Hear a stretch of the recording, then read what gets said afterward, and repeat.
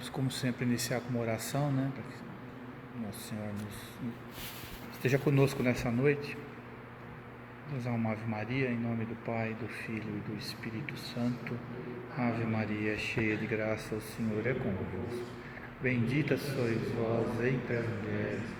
Bendito é o fruto do vosso ventre, Jesus. Santa Maria, Mãe de Deus, rogai por nós, pecadores, agora e na hora de nossa morte. Amém. Pai, do Filho e do Espírito Santo. Amém. Bom, gente, vamos dar início então a essa apresentação do livro Ortodoxia do Chesterton, né? Chesterton é um autor assim que a gente sempre ouviu falar muito dele. Ele tem sido muito estudado e muito comentado nos meios católicos, nos meios cristãos. Tem muitos sites e muitas obras que falam sobre a obra do Chesterton e especificamente sobre essa que é considerada a sua maior obra e também é considerado um dos maiores livros do século XX. Então, é um desafio para mim, para a gente aqui, por conseguir, apenas em 1 hora e pouco, abarcar tudo o que essa obra, que esse escritor que viveu final do século XIX, começo do século XX, ele nasceu em 1874 e morreu em 1936, né? Então ele viveu a virada do 19 para o 20, pegou ali depois, na maturidade dele, ele pegou a Primeira Guerra Mundial e o começo da Segunda, né? Ele era inglês, ele multi coisas, né? Então ele foi um escritor muito produtivo em várias áreas. Ele escreveu sobre filosofia, ele foi um grande biógrafo, ele era um romancista, escreveu romances de várias vertentes, de várias romances de mistério, romances mais para o drama. Ele era também um articulista de jornal. Ele era um homem que era muito chamado para fazer debates, que houve um tempo, meus amigos, que as pessoas se reuniam pessoalmente e conversavam coisas entre si fisicamente, né, olhando nos seus olhos, né? E também houve um tempo em que as divergências eram apenas em torno de ideias, e não pessoa quanto pessoa, né? Então eu podia considerar a sua ideia uma ideia ruim. Isso não quer dizer que eu considerasse você alguém ruim, né? Não necessariamente.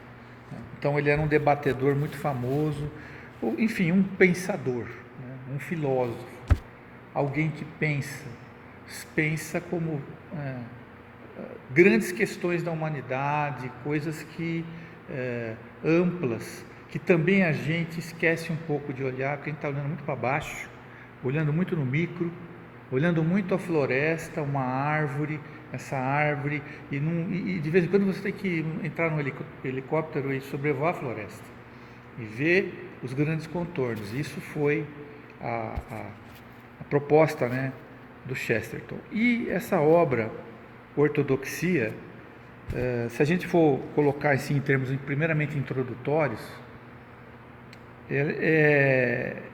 se fosse possível resumir, né, algo que é difícil de resumir, porque ele é um escritor que usa muitas metáforas, então tem muita gente que sente dificuldade em ler. Ele é o tipo do escritor que você tem que ler várias vezes, esse livro principalmente.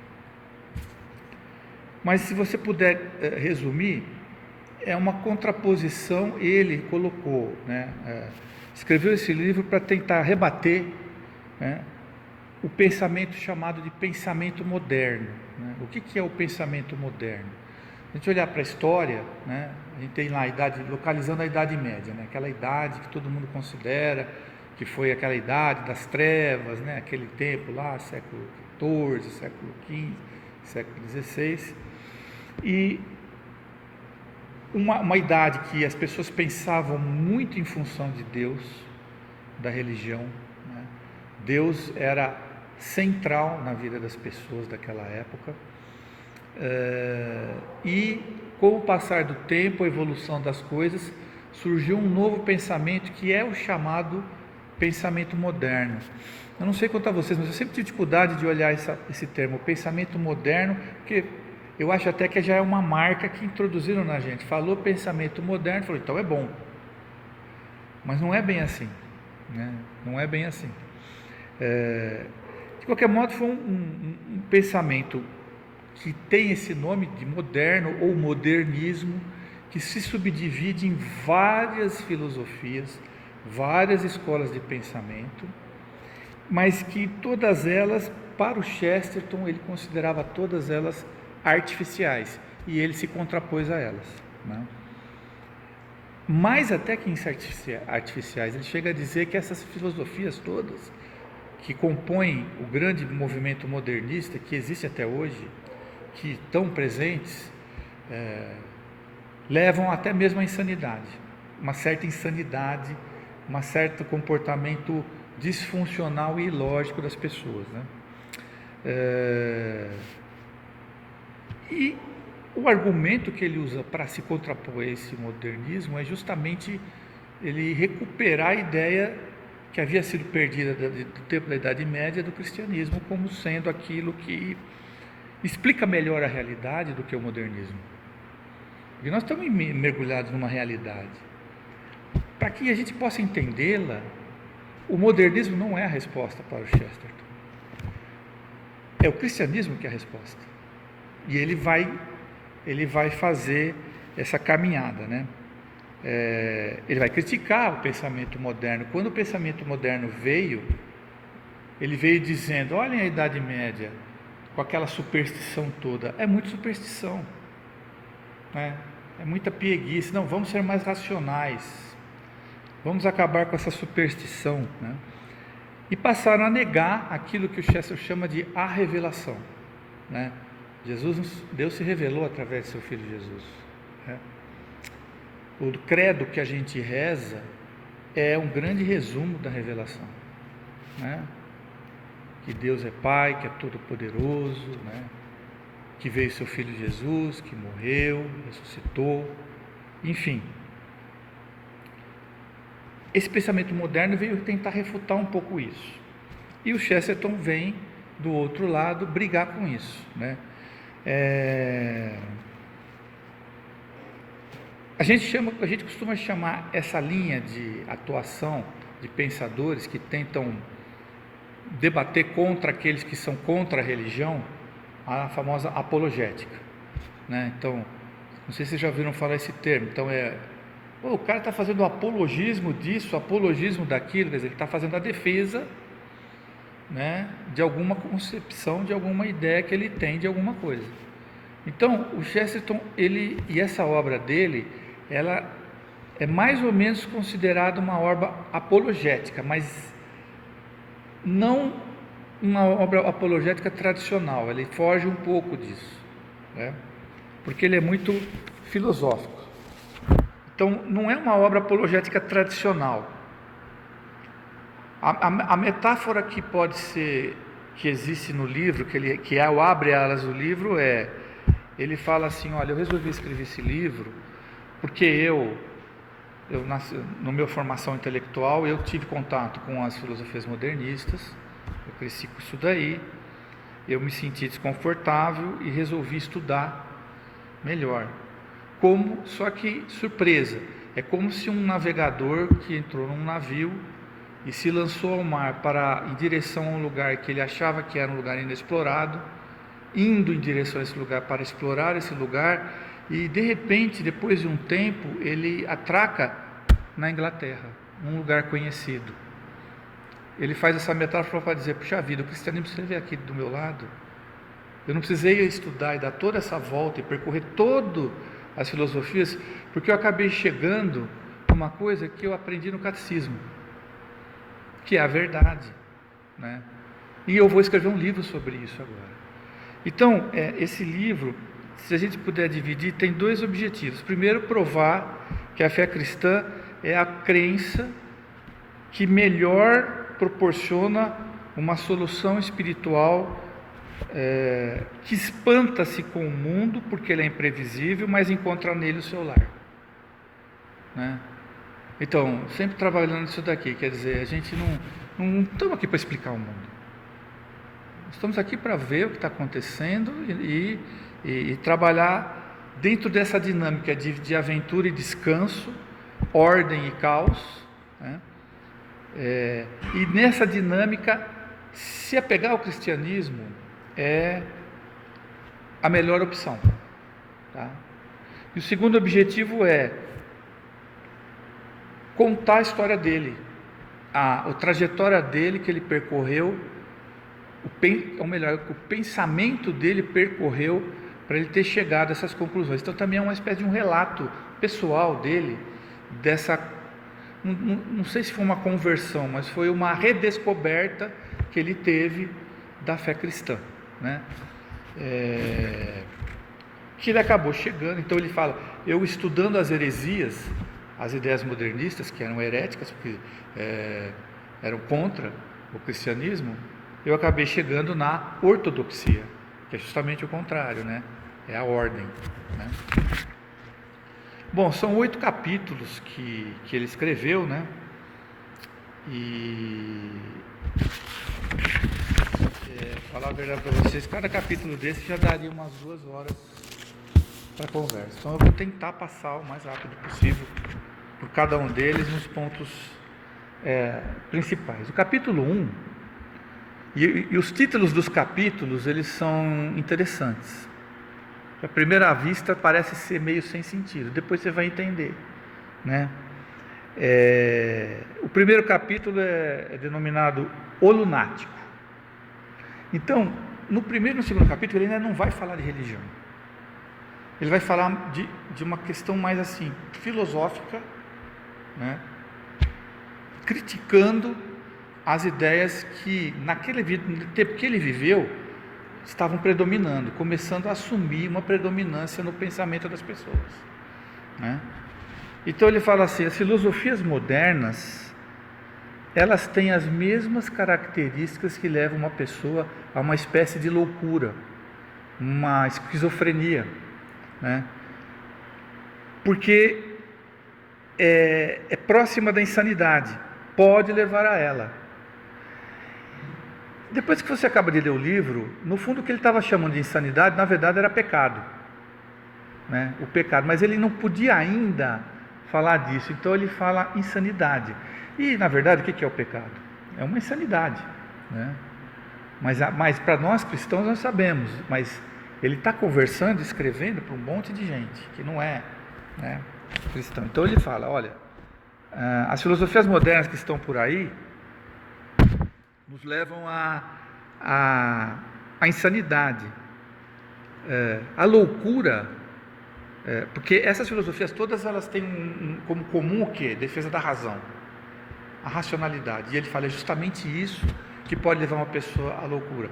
O louco não é alguém ilógico, é o contrário. O louco é aquele que busca obsessivamente a racionalidade. Pessoas muito lógicas são muito propensas a ficarem loucas, porque elas não aceitam nada fora do círculo restrito no qual eles construíram o seu modo de pensar e agir, né? Então ele fala, poxa, isso aí é perigoso, né? O louco não é quem perde a razão, mas quem perde tudo menos a razão, né? E a razão ele conserva com ele, mas de uma maneira doentia.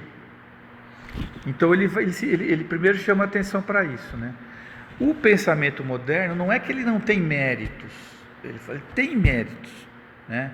O pensamento moderno teve um olhar para a natureza especial, ele criou o método científico, a especialização, mas ele não é absoluto.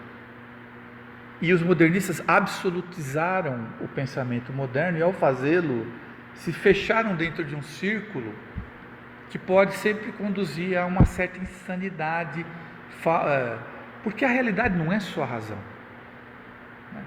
Como que a gente tem dificuldade para explicar para as pessoas que não têm fé que o mundo não é só o que a gente está vendo, o que a gente pode experimentar, né? Tem muita coisa, até muito mais coisa acima disso do que essa coisa que a gente vê pela razão e pela lógica, né? Então, ele enumera, né, algumas filosofias modernistas. Por exemplo, tem uma chamada o materialismo, né, que a realidade é material, é só que você pode pegar e sentir, que deu origem ao marxismo, né? Ou o ceticismo, né? Os céticos, né? Não acreditam em nada, né? É um tipo de razão que não tem senso comum, né? Não imagina nada diferente daquilo que eles mesmos se autoestabelecem, né? Então há excesso de modelos teóricos, excesso. Um modelo teórico, ele não tem, ele tem um mérito de explicar ligeiramente uma realidade como um mapa explica uma cidade, mas ele jamais vai conseguir apreender todo o buraco e toda esquina que essa cidade tem. Então, é preciso colocá-lo no seu devido lugar. O que ele está dizendo é o seguinte: os modernistas, eles pegam esse mapa e dizem, não, é isso aqui, e fora disso não há salvação, certo? O que não tiver nesse mapa, que é muito limitado em termos de realidade, não pode ser considerado. Se não dá para pôr no mapa, então não faz parte da realidade. E é isso que o Chesterton vai criticando, né? Ele fala assim: você sempre olhar a realidade como algo que tem também mistério, algo absolutamente impensável para o modernista racional e clássico e lógico, nos mantém sãos, certo? A gente não precisa explicar tudo com a lógica, né? A gente tem que aceitar também o mistério. Ele ainda não está falando em religião, hein? Ele só está discutindo a rigidez excessiva no ponto de vista dele do modernismo, né? Do ponto de vista que ser racional demais não é uma boa, né? E ele faz um contraponto interessante com alguns princípios, né, que é importante, né? Então, alguns princípios que ele coloca é assim: primeiro, o mundo existe, ele existe e importa, existe o eu, existe o livre-arbítrio e as escolhas, né, que a gente faz. Ele explica assim: o modernismo é como se fosse um círculo, um pequeno anel ou um círculo. Ele é perfeito, porque ele é todo circular, não tem nenhuma falha, mas ele é limitado. Daí ele fala: e a cruz? A cruz não tem limitações, ela é aberta, né? Se expande sem limitações, né? Então, a transcendência precisa ser colocada. Não é que você deve tirar toda a lógica, é que junto com ela você tem que considerar a existência da transcendência também, né? E aí você ter uma intelectualidade que considera a transcendência junto com a lógica, né? E ele fala assim: isso daí é como o sol, né? O cristianismo então é como o sol, aquele astro brilhante que a gente não enxerga, mas ele ilumina tudo. O intelectualismo moderno, ele tem um brilho, mas é como se fosse um brilho da lua, que tem brilho, mas ela só reflete o reflexo da luz principal, que é o sol. E não é por outro motivo que os loucos eram chamados de lunáticos, né? Então ele fecha, ele vai colocando, então, primeira mensagem: cuidado com o excessivo racionalismo das ideias que hoje estão por aí na nossa vida e continuam, né? Cuidado para não deixar de lado o mistério e a transcendência. Precisa ter isso. E ele vai dar uma pista: o cristianismo ele associa as duas coisas, ele combina bem essas duas coisas, né? Segundo capítulo é denominado o suicídio do pensamento. Então ele fala assim: as filosofias modernas, além de terem essa aparentadas com a loucura, porque são excessivamente rígidas, se forem levadas ao fim, elas também paralisam o nosso pensamento. A gente para de pensar se a gente prosseguir nessas filosofias, em termos de consequências práticas do dia a dia.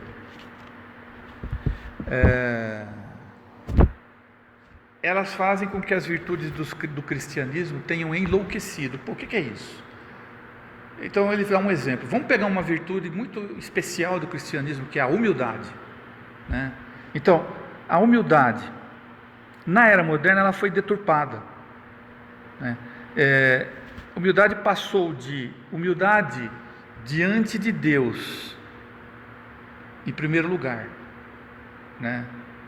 Eu sou humilde em relação a quem? Eu sou humilde em relação a Deus, eu não valho nada. Deus vale tudo. E eu só posso almejar é que Ele tenha pena de mim. Eu sou uma barata que não sabe nem o que está acontecendo ao meu redor, e Ele é um ser imensamente mais poderoso que eu, que não tem nenhuma obrigação de cuidar de mim, e mesmo assim cuida, e me ama. É isso, é essa dimensão da humildade, e de saber o seu lugar com menos ambição, né? Isso é humildade, na concepção cristã. A humildade, que o modernismo vai falar, não, humildade é... só sei que nada sei, não sei se existe verdade.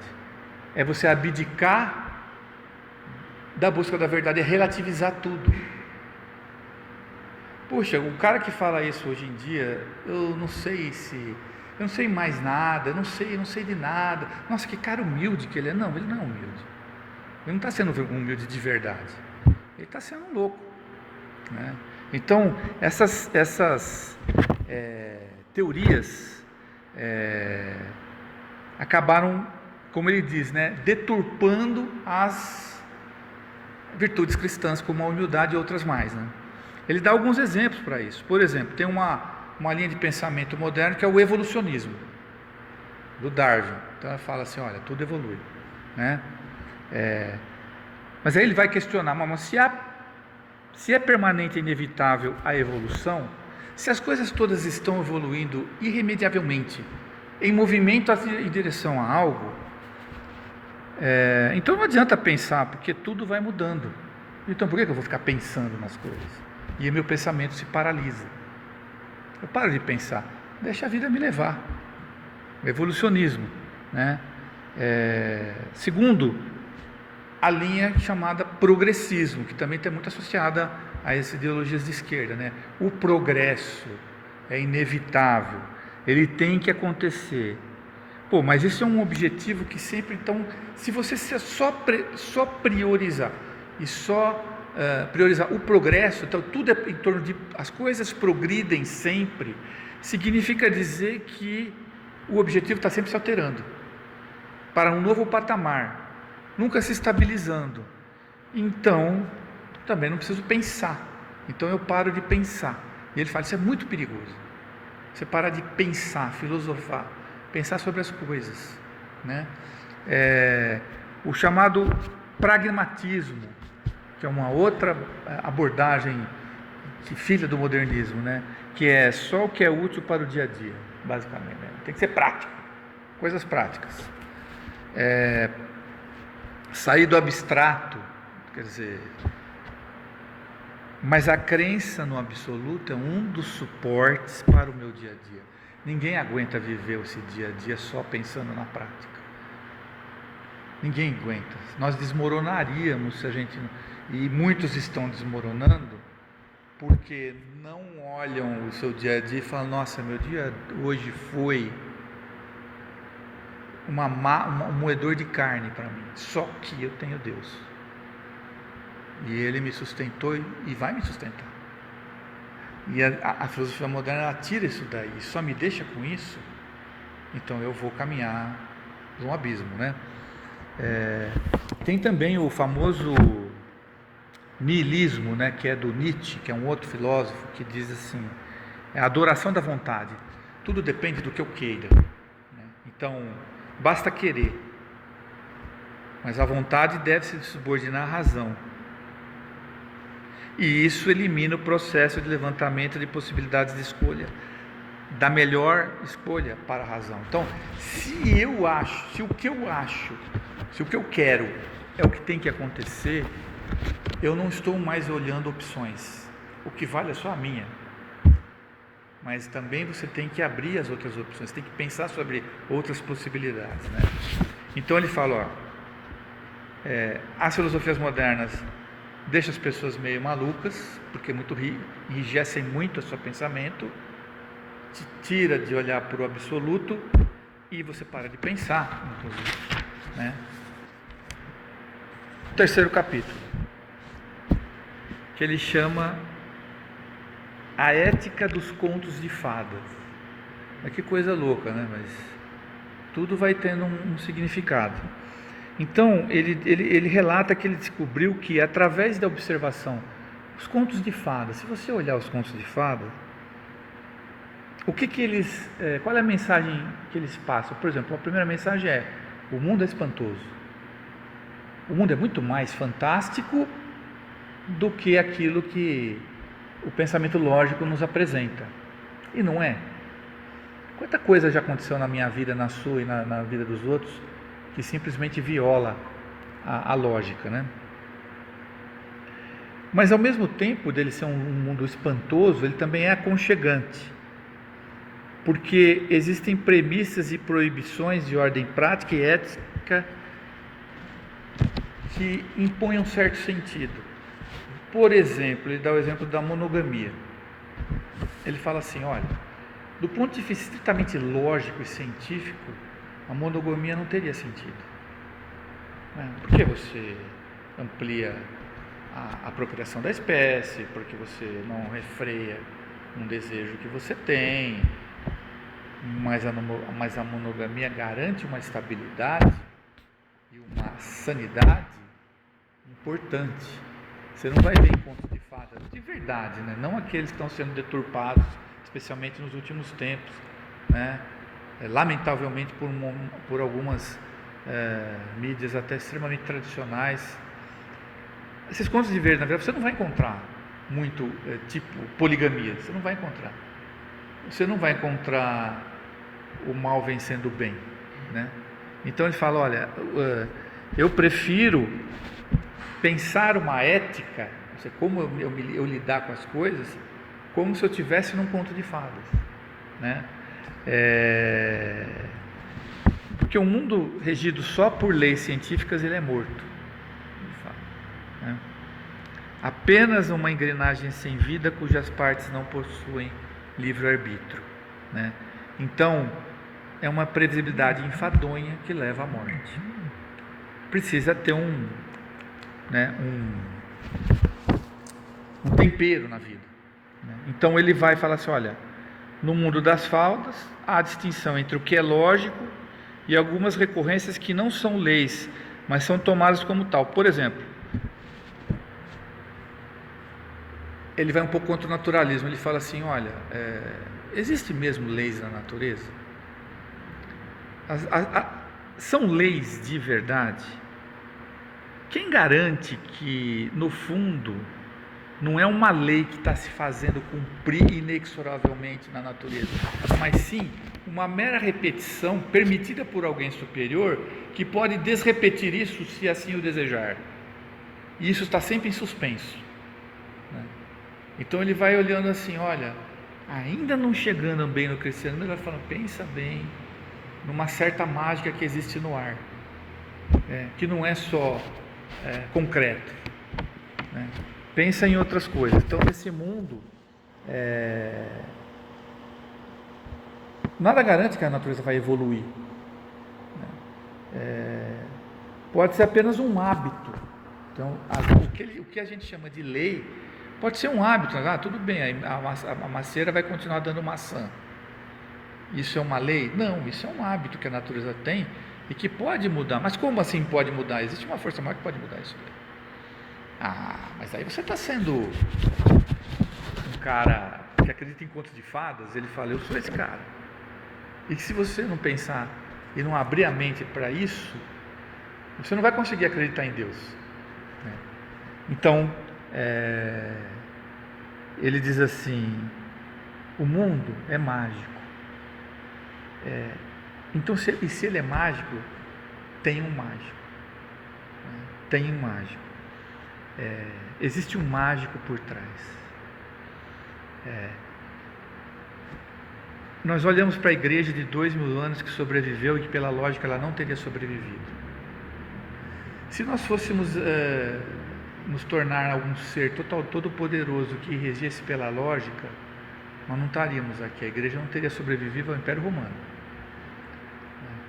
Como que dá para explicar pela lógica o fato que essa instituição que foi criada por Cristo, se fosse meramente uma instituição social, ela tenha conseguido se expandir, sobreviver ao Império Romano, converter esse mesmo império, atravessar a Idade das Trevas, não da Idade Média, né? Séculos 2, 3, emergir na Idade Média com toda a força e está vivo até hoje. Não tem outra explicação, não tem uma explicação lógica para isso.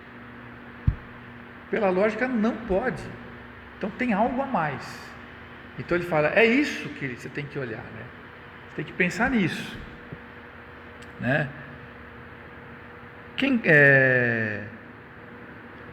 E logo, segunda conclusão dele nesse capítulo, logo, se assim é o mundo, se o mundo é assim, desse jeito, nós temos que ser gratos pela nossa existência. Porque se você parar para pensar, nós aqui estarmos aqui é uma impossibilidade lógica absoluta. Não era para nós estarmos aqui vivos, não era para termos nascido, né? Se você, para cada um de nós que está aqui vivo e que nasceu, bilhões de outros seres não tiveram essa chance, por milhões de motivos, né? Não só o aborto, chega-se nisso, mas não é só isso, é que, então nós somos uma vontade, nós somos produto de uma vontade, nos foi dada uma dádiva, que é a vida, que a gente precisa ser muito grato por isso, agradecer imensamente. A nossa vida é um presente, sem revolta, portanto, com a vida. Ele fala isso, não tem que ser, por que você se revolta? Não, você está vivo, você tem duas pernas, quem tem, mas mesmo quem não as tem, está vivo, mesmo sem pernas, quando que outros seres nem lhe foi dada a chance de ter existido, né? Então fala, caminhe pelo mundo agradecendo, né?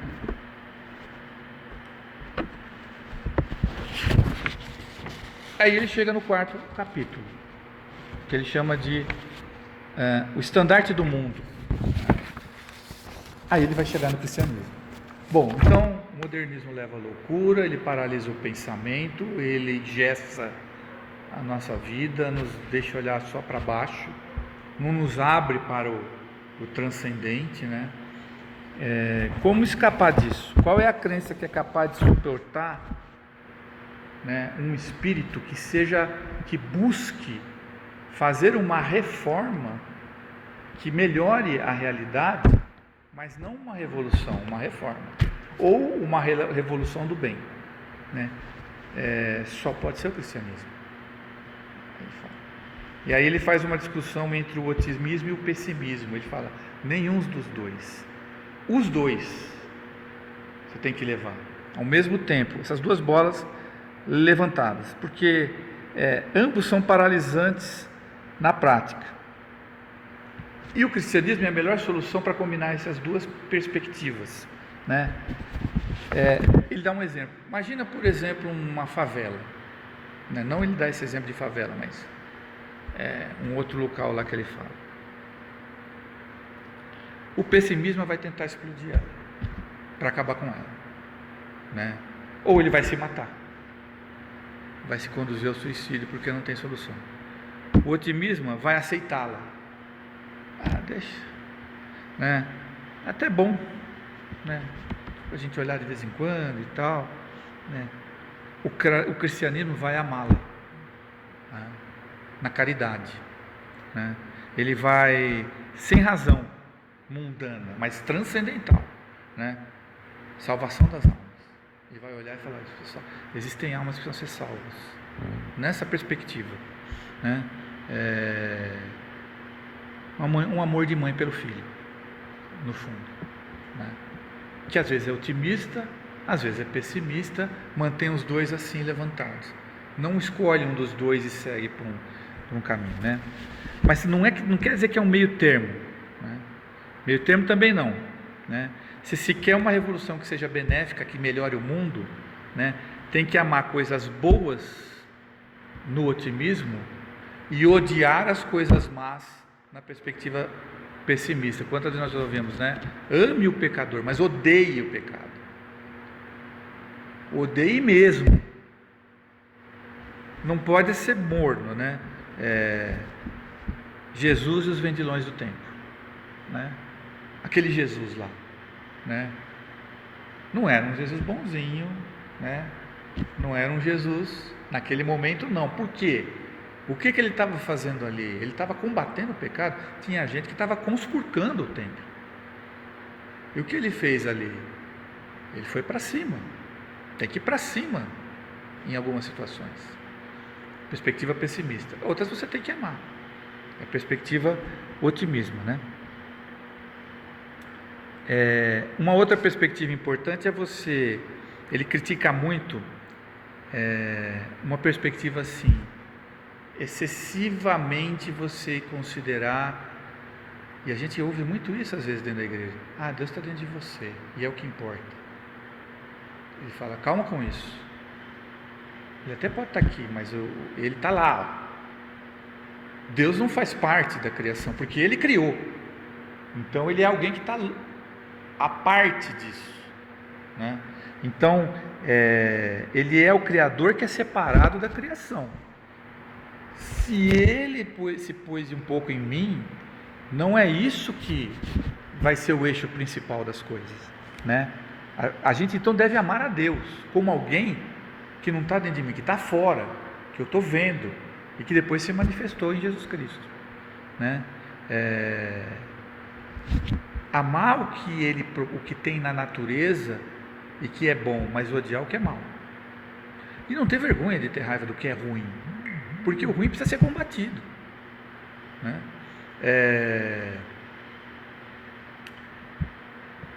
Ele fala assim, mesmo o amor, ele tem que ser um amor patriótico, né? Humberto vai entender isso. É um amor leal, né? Não é um amor bobo, né? Não porque eu não defendo algo porque ele é perfeito.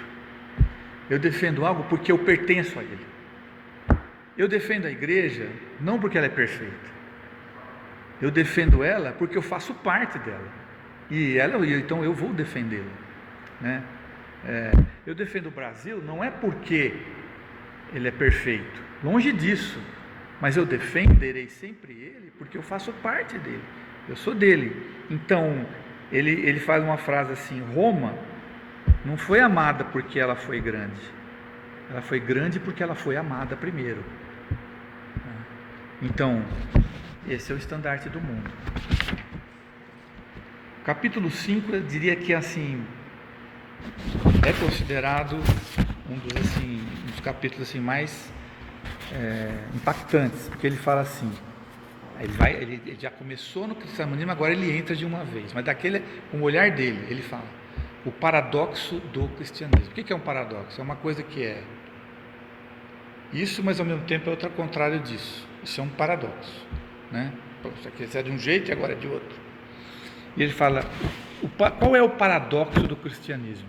É ele ter sido criticado ao longo do tempo por razões completamente conflitantes entre si. Então ele dá alguns exemplos, e por isso que ele acha que o cristianismo, então, ele chega à conclusão que o cristianismo é o que deve ser, é aquilo que deve se seguir, porque todo mundo bate nele. Se todo mundo bate nele, então é porque ele está certo. Então ele fala assim, por exemplo, o cristianismo já foi considerado pessimista. Cristão é pessimista, o mundo vai acabar, né? Mas também criticam por ser demasiado otimismo. Mas eu vou me salvar? Espero que seja. Então, críticas dos dois lados, né? O cristão é muito pacífico, né? Deixa bater, né? monastérios que não lutam e só rezam, tudo gente. Não, o cristianismo é muito violento. Veja as cruzadas, né? Não precisa ir tão longe. Veja os cristeiros no México. Você conhece essa história, né? Do México. Eles pegarem armas para defender a fé, né?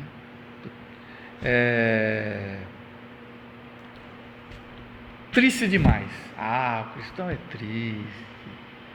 O cristão parece bobo, está sempre rindo, sempre criticando. Então são os paradoxos do cristianismo, né? Simples demais, muito fácil, né? Muito complexo.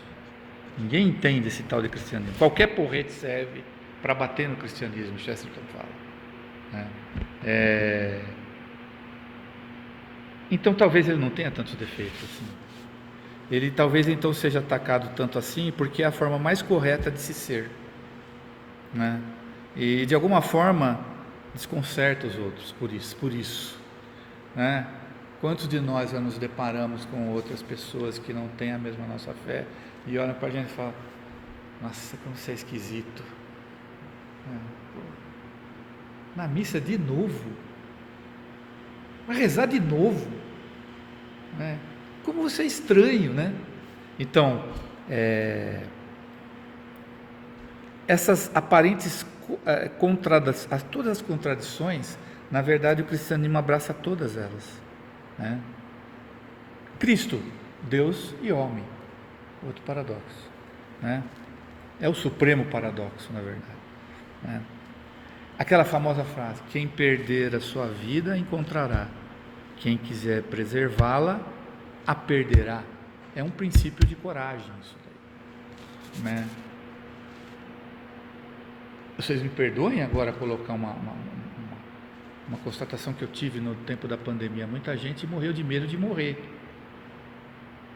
Mas ora, senhores, cristão com medo de morrer? Eu não estou falando para ficar se jogando num abismo, não estou falando para ser suicida. Aliás, o Chester fala, o suicida, ele é assim porque não acredita em nada. O cristianismo nos apresenta o mártir, que morre por sua vontade e por algo, né? Então, que negócio é esse de ter medo de morrer, né? Sacerdotes com medo de morrer. Então, não querem perder sua vida para encontrá-la, querem conservá-la para perdê-la, né? De novo, ele fala assim, o mártir tem desprezo pela morte, o suicida despreza a vida, e nisso reside, né, uma grande verdade, né? Então ele chega nesse capítulo e fala: olha, nessa minha jornada que eu tive de pensamento, que eu estou compartilhando com vocês agora e tentando relatar desde o começo ainda para chegar, eu estou me maravilhando com o cristianismo. Eu estou chegando na Inglaterra, né, para constatar que estava do meu pé isso aqui, né? Capítulo 6, a eterna revolução, né? Ele volta à ideia de revolução, mas que ele chama de uma revolução positiva, né, que ele considera a verdadeira revolução. Primeiro, que precisa ter um ideal fixo. Então, ele fala, alguma fé na nossa vida é preciso que se tenha, até mesmo para melhorá-la com o passar do tempo, mesmo que ela seja pouca, né? Ao mesmo tempo, esse ideal, ele é composto, né? Alguma insatisfação com as coisas, tal como são, é necessária, até mesmo para ser feliz, mas um contentamento e um descontentamento são necessários, encontrando sempre o equilíbrio entre ambos em Cristo, né? O cristianismo, ele apresenta assim, em termos de você fazer uma boa revolução, como uma única vertente que consegue vigiar o governo de verdade, né? É a única coisa que tem direito real de questionar o poder de bem-nascidos e educados, porque olha para eles e fala: rico, você pode ser necessário, mas você não é confiável, porque você pode se perder. Eu, cristianismo, estou te falando isso, ninguém mais vai te falar isso. Ser rico é sempre correr o risco de um naufrágio moral, porque o perigo não está no ambiente, mas na tendência à queda que todo homem tem. O cristianismo está dizendo isso, e com isso ele consegue levar. Então, fazer uma reforma na vida das pessoas, nessa perspectiva, com esse pé atrás. Só o cristianismo consegue fazer isso, né? E por fim, é preciso ter leis irrevogáveis, né? O ideal fixo e antigo deve ser algo eterno. O sobrenatural permite visão sã sobre a natureza. Ele fala muito aqui da democracia dos mortos, né? Ele fala assim, olha, as ideias modernistas têm muito aquela coisa de jogar fora tudo que é um pouco mais velho. Isso não é democrático. Os nossos avós, os nossos bisavós, o que nós estamos fazendo quando nós fazemos isso? Jogamos tudo e fazemos tudo novo. Nós estamos impedindo nossos avós e bisavós, nossos antepassados de falar e de participar, mas eles têm muito a dizer, né? Porque há uma sabedoria e um senso comum, né, dentro disso tudo, que precisa ser conservado, precisa ser também considerado, né? E ele faz uma nota nesse último capítulo com o problema do panteísmo, que é aquela adoração da natureza, né? Então ele fala, cuidado, a natureza não é a sua mãe, não é nem a minha nem a sua. Existe olha, isso ele falava na década de 30, não mais, ele escreveu isso aqui em 1910, 1911. A mãe não é, a natureza não é nossa mãe, é uma irmã nossa que foi criada conosco por Deus, mas nos colocou acima dela, não nós abaixo dela, né? Nós temos o mesmo pai, mas a natureza não tem autoridade. Nós devemos admirá-la, mas não imitá-la, não nos anularmos perante ela. Isso é um grande perigo, e a coisa está vindo agora com tudo, né? Já tem setores, inclusive dentro da nossa igreja, querendo endeusar. Ou ninguém aqui ouviu falar da Mãe Terra? Complicado, né? O senhor fala, não, peraí, natureza, que negócio? A natureza não está com essa bola toda. Ela foi criada, em última análise, ela é uma criação de Deus, ela não é Deus, né? Ela não é Deus. E ele fecha então o capítulo 6 assim. Faltam os 2 últimos capítulos, né? Estou indo mais rápido do que eu esperava, mas é porque realmente o esforço foi grande. O 7º capítulo é chamado de o romance da ortodoxia. Aí ele vai defender a ortodoxia contra as teologias modernas que estavam nascendo naquele momento, né? Que estavam entrando dentro do cristianismo, né? Também chamado pensamento modernista ou liberal, né? Os católicos, os cristãos modernistas e cristãos liberais, né? Vejam, aqui ele fala, ó, tem cristão modernista, tem cristão liberal, não é só fora, né? Dentro tem também, né? Tem cristão que não acredita em milagre, ou acredita muito pouco em milagre, né? No sobrenatural. Quanta gente já ouviu, não, aquele milagre dos pães, na verdade, né? Quando fala na verdade até arrepia, né? Não foi bem assim, não chega a ser muito explícito, mas tenta jogar a ideia que é o seguinte: o que está na Bíblia é só uma carta de intenções de um cara muito legal, um líder social, e através de uma série de histórias que estão contando em torno dele, remetem-nos para uma postura social benigna, e nada mais que isso. Milagre aí? Não, milagres aconteceram. E o Chester fala, milagres acontecem cada vez mais, aqui estão sendo abafados. Os milagres acontecem, pequenos e grandes milagres estão constantemente acontecendo. Jesus usou os milagres para ensinar, mas eles aconteceram. Ora, bola, se não tivesse acontecido os milagres, a força de Jesus ensinar sobre eles seria muito menor, né? É justamente impactantes milagres que aconteceram que deram boa parte da força do cristianismo. Então você não pode. Então você tem que chegar para o seu irmão e sempre lembrar. Pô, não, sabe, tinha 5 pães ali, não é que quer dizer, como é que é? 5 pães e 2 peixes, então é o número 7, e 7 representa a totalidade. Então você tem que. Para. Tudo bem, mas antes o que aconteceu?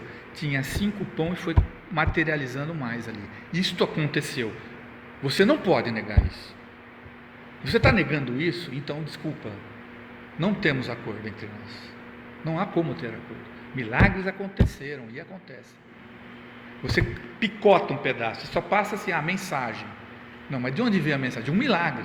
Jesus ressuscitou. Há quem comece, né, a pregar uma liberdade dentro do cristianismo, até mesmo de descrer na ressurreição de nosso Senhor Jesus Cristo. É óbvio que não vai ser assim de bate pronto isso daí. Vai sempre na base do veja bem. Veja bem, você não acha? Outra coisa que me arrepende, vamos discutir o aborto dentro da igreja. Não tem discussão. Tem coisa que não tem discussão, certo? Vamos discutir a possibilidade de você levar seu filho no médico se ele ficar doente? Que discussão é essa? Que discussão é essa? Não há discussão. Aborto não tem conversa, não tem acordo, certo? Não tem como, não dá para transigir, né? Então assim, esse movimento de só deixar a ética cristã, né, e o resto, o transcendente, o mistério, não. Ou deixar de lado, ou relativizar, ou até mesmo descrer, né? Isso é um despotismo, ele fala. O texto fala. Isso é uma prática despótica, ou seja, autoritária. Está começando a ficar difícil você defender essas coisas dentro da igreja, né? Tudo reducionismo, né? Reducionismo até na divindade de Cristo. Não, Cristo foi um cara legal. Não, Cristo foi Deus que rompeu a história e caminhou na terra. Foi ou não foi? Não, veja bem nada, né? Então,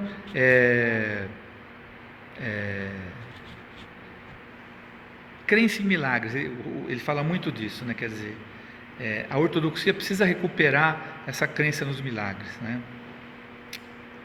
Essa outra ideia que ele fala, todas as religiões são iguais. Nossa, também quando eu ouço isso, vocês desculpem, mas eu não tenho condição de ter acordo com esse tipo de tudo é igual, veja bem, não só o cristianismo salva, desculpa, porque o Concílio Vaticano, não, desculpa, eu não vou conseguir, porque Efésios também não, né? Ele fala, olha, dá até para concordar que outras religiões por aí, elas têm o que ele chama de uma rota de fuga contra o pecado e a maldade, né? Então, o budismo não prega a maldade, né? O judaísmo não prega a maldade. A maior parte das religiões, elas têm um miolo comum ao cristianismo, né? Mas só o cristianismo coloca essa rota se voltando primeiramente para fora, para Deus. Os outros não, é tudo eu. Não, eu olho para Deus, eu tenho que fazer o bem olhando, porque tem alguém olhando para mim aqui, né? E não para dentro. Essa é a diferença do cristianismo, né? Porque Deus transcende o homem, não há imanência absoluta, ele não é imanente absolutamente, ele não está só aqui, ele está principalmente fora de mim, né? E eu tenho que encarar dessa maneira, né? Eu aqui e ele lá, né? Bom, e aí o Chesterton chega no capítulo 8, que é chamada a autoridade e o aventureiro, né? Então ele vem dizer o seguinte, olha, no fundo, a ortodoxia que eu quero defender aqui, quer dizer, o pensamento mais milenar dentro do cristianismo, é o guardião seguro da moralidade e da ordem, para mim, Chesterton, ele fala, né? Mas também da liberdade do avanço, muros que preservam e protegem. Então ele fala assim, olha, muitos questionam a autoridade, mas a autoridade é um seguro para nós. Muita gente quer quebrar a autoridade da igreja e criar uma outra coisa, uma democracia. Não existe isso. E é bom que assim seja, né? Isso nos mantém coesos, né? Por que essa associação de autoridade é ruim e a não autoridade é boa? Porque deixa todo mundo, já viu alguma coisa funcionar sem autoridade de verdade, né? Então,